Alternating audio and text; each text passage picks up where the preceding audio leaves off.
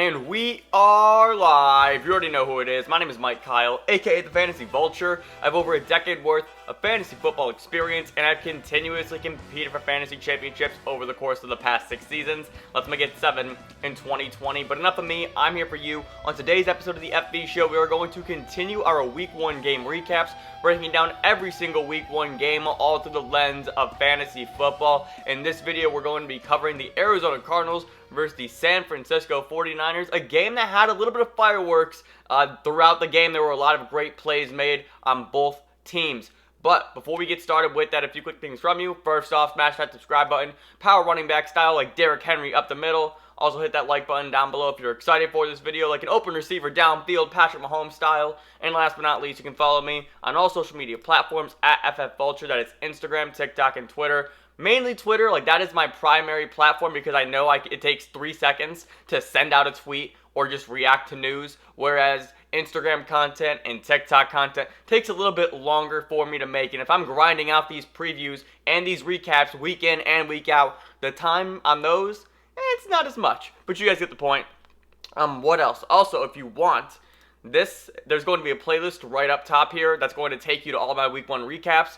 The views and everything on them have been really well, like the reception, the comments, the likes. Thank you, everybody, for checking out the content. I greatly do appreciate that. But let's dive right in. If you're new around here, you guys know we do highlights. And if you're not, well, you're about to find out. So let's get going here. The Arizona Cardinals taking on the San Francisco 49ers. Kyler Murray, year 2. Raheem Mostert, a guy who is getting a lot of buzz this offseason. Yeah, did you guys know he can catch the ball as well? He's going to take a little out route here, 75 yards to the house. It was the fastest play on Week 1. He was running 22 miles per hour at top speed. Raheem Mostert going to have great success here yet again in 2020. On the other side of the ball here, Chase Edmonds, a guy who is going to be involved, gets a 10-yard receiving touchdown. A nice little, maybe a vulture from Kenyon Drake, who's to say, but then later on, fourth quarter, we're going to skip all the way here. And speaking of skipping, Kyler Murray finds his way to skip into the end zone. What a run from him. We knew he's a dual threat, but this run, he is literally just a water bug. We're going to watch the replay here, and you can see the hole that he has, and he's going to go, woo! Nice little juke cut, and then bounce back to the outside, and he just scampers his way into the end zone. But San Francisco making a comeback here. Jerick Mckinnon, welcome back. It's been 966 days since he last played in the NFL, and he scores in his first game back. That was a really great moment from Week 1. Oh, did you know that DeAndre Hopkins plays for the Cardinals? Because if you didn't, now you know, and you are reminded. A 33-yard catch and run, and then Kenyon Drake punches it in. Arizona wins this game 24-20. And we got a lot to talk about here.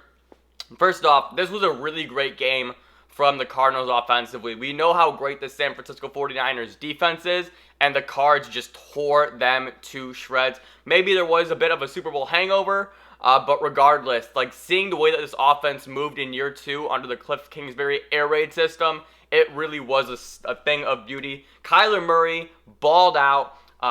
40 attempts, 26 completions, 230 yards, a touchdown, an interception. But then he also rushed 13 times for 91 yards. He was at 100 rushing yards. But unfortunately, because of the kneel downs, it did reduce his rushing totals, which stinks. And then we just saw that rushing touchdown that he had. So Kyler Murray, a 2-touchdown day, did it on the ground and through the air. And that's what we were expecting from Kyler Murray last season. And yes, he did it to some degree, but this kind of performance was the Kyler Murray that I was really excited to see last year. And unfortunately, it didn't necessarily come to fruition, but we saw Kyler Murray just really in a flow and in rhythm, and it looked really smooth. So I was happy to see him play well in that aspect, and then that made me even more sad that I traded him in Dynasty. With the running backs for Arizona, Kenyon Drake, dude, Kenyon Drake is going to be one of my favorite running backs this season. He was given the $10 million tag this offseason to keep him, and he had the ball for 16 carries, 60 yards, two receptions in the receiving game, and that touchdown that we saw. The touchdown ultimately is the thing that saved his day, but regardless, that was the thing that I wanted to see. I wanted to see, is he still going to get the ball 15 to 20 times week in and week out. And in a game like this, where it kind of was like a grinded out game, all things considered, a bit low scoring, him getting the ball that frequently made me really happy. But I do want to spend some time talking about Chase Edmonds here, the backup running back, who I think we actually have to throw into this conversation of Kareem Hunt, Alexander Mattison, Latavius Murray, Tony Pollard, of these backup running backs who are going to be productive for you almost week in and week out and have a lot of flex appeal for you. So Chase Edmonds had 6 carries, 26 yards, but the big story here is he was targeted 5 times, caught 3 of them for 19 yards, and that 10-yard touchdown. So again, the touchdown really was the thing that saved him, but he was going to get the opportunity.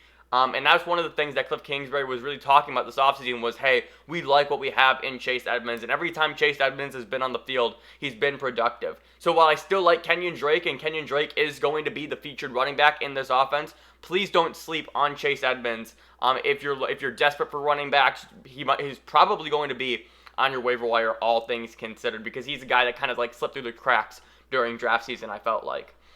And as far as the receiving options go for this game, DeAndre motherfucking Hopkins. Holy shit. The thing that a lot of people, myself included, that we were concerned about with Hopkins this season was, what does he look like year one in this offense? Is he still going to be the guy? He's coming over from Houston, where he saw a 25% target share. And what is that number going to be in this offense where they have other weapons like Christian Kirk, like Kenyon Drake out of the backfield, like Larry Fitzgerald, who's been tried and true year in and year out for all of his career. And DeAndre Hopkins had 16 targets, hauled in a career-high 14 receptions and 151 yards. We saw the catch where he got tackled at the 1-yard line. Holy shit. Holy shit, DeAndre. We called you Nuke for a reason, because you are a nuclear bomb at the receiving position.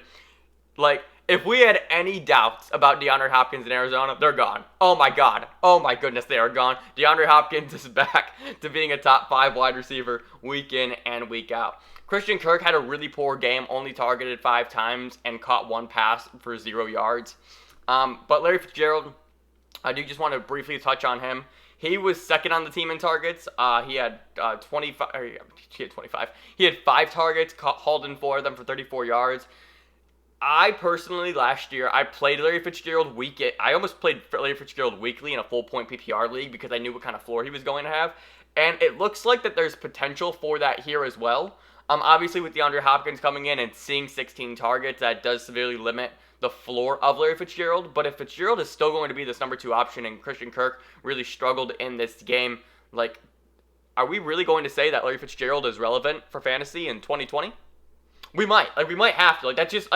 I'm not going to go out and get Larry Fitzgerald by any means, like week 1 after this game. But it is just one of those things where I'm really trying to keep an eye on, what his target shares look like and what's his usage. He's obviously going to be productive. He's been that throughout the entirety of his career.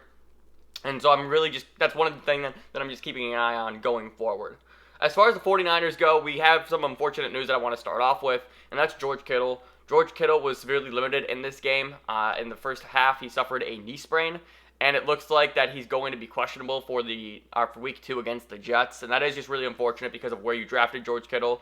And the issue with going tight end so early is that now not only did you just lose your 2nd round draft pick, but you also lost your positional advantage, and you also don't have surrounding talent around him. What I mean by that is you used your 3rd round pick on George Kittle, where you could have had a running back or a wide receiver to increase your running back or wide receiver depth, right?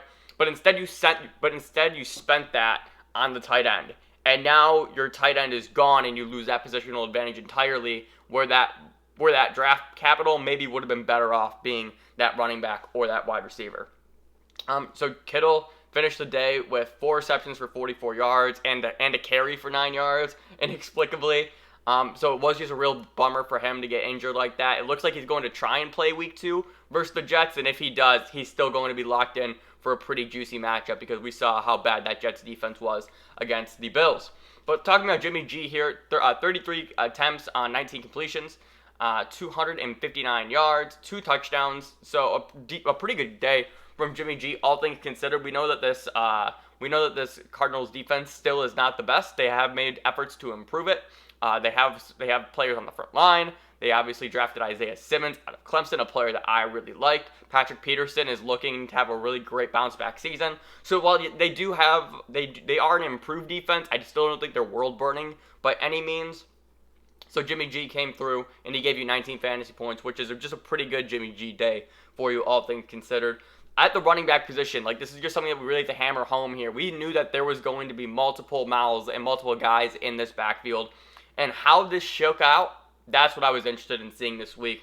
Raheem Mostert led them with 15 carries, 56 yards, and then also caught 4 of 5 targets for 95 yards and that score. Just a really great day for Mostert, all things considered. Mostert's a guy who has always been undervalued. A lot of people are just coming around on Raheem Mostert this season. We saw glimpses of it last year, but if you actually go back to 2018, we had a spurt of this as well, and that's why I feel like I've been kind of hip on Raheem Mostert for the past few years while everyone else is slowly making their way around here. So I know how good Raheem Mostert is. It really is just a matter of, was he going to get the work with Tevin Coleman here and with Jerick Mckinnon also coming back from all of his injuries. And speaking of Jerick McKinnon, just what a recovery from him. He signs with the 49ers, I believe in 2017, and injured, tore his ACL, and then I think he had it re-flare up, and then he tore something else. Basically, it's been a very, very injury-ridden past 3 seasons for him, and he's never been able to play after he signed that mega contract with the 49ers. So for him to come out here, get 3 carries for 24 yards, haul in 3 receptions on 5 targets for that 20 yards and a score, that was just really encouraging. Not even really for fantasy purposes, but just for a good human moment, right? So I don't know how much viability Jerick McKinnon is going to have going forward, but if he is going to be one of the main focal points in this run-first offense, we obviously have to pay some attention to that. Tevin Coleman, there was some concerns about him not playing just due to the air quality, due to the wildfires. He only had 4 carries for 18 yards, and you probably weren't going to play Tevin Coleman anyway, given those concerns. So hopefully you didn't. I think I said don't play him just because of those concerns. So right now, the way that this shook out week 1, and obviously this can change weeks 2, 3, and 4, just with the reintroduction of Tevin Coleman, is Raheem Mostert, Jerick McKinnon, then Tevin Coleman. That is going to be the order here. There is no need to talk about the receiving options here. Deebo Samuel on IR now. He's going to miss the first 3 weeks. Brandon Ayuk also did not play their rookie. So you're looking at Kendrick Bourne and just meh. Are we really going to play Kendrick Bourne week in and week out? Even if he is the number 1 option on this team?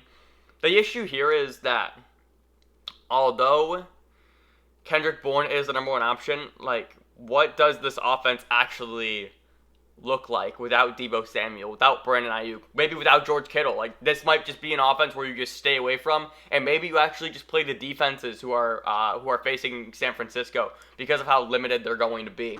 So there's not a whole lot to talk about here on the San Francisco 49ers side in terms of pass catching, and I think that's just where we're going to end this one. So thank you so much for watching. If you enjoyed, be sure to leave a like and subscribe down below. I think the plan, I'm going to start setting some subscriber goals here. So by the end of week 1, so Monday night's actually happening right now as I'm recording this. The Pittsburgh Steelers are up 19-10. There's 11 minutes left in the 4th quarter. I want us to try and start hitting weekly subscriber goals. I think that would be a really fun challenge, not only for myself, but also for the viewers as well. So I think by the end of week 1, I want to hit 60 subs. I think I'm at 54 right now. So please consider subscribing if you want to stick around for more fantasy football juiciness. And also hit that like button down below. If you're listening to the podcast, thank you so much. And I will see you in the next video. I'm out. Later. Oh, wait. Also, before I go. Wait, I just fucked up the outro. People come and go, but fantasy championships are forever. Okay, now I'm out. Bye.